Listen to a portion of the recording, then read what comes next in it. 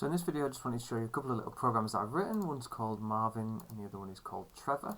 And when we have a Python file like this, we can right click on here and we can edit with idle. And that allows us to see the code. So here's my little bit of code here. You can see that the only command that I'm using in this program is the print command. I've got 7 lines of code, and I know that there are 7 because if I click on the bottom one I can see in the bottom corner here line 7, that's line 6, that's line 1.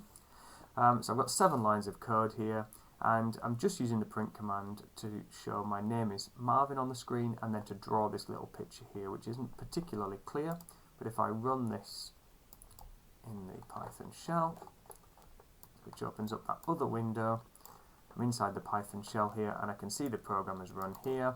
My name is Marvin, and then there's a little picture of a mouse, and you can see what kind of symbols I've used here on the keyboard just to do that little very strange little drawing. And I've got another one over here that I've already run, so if I just get this one out of the way, well, this one's Marvin the mouse, this one over here is Trevor the tortoise.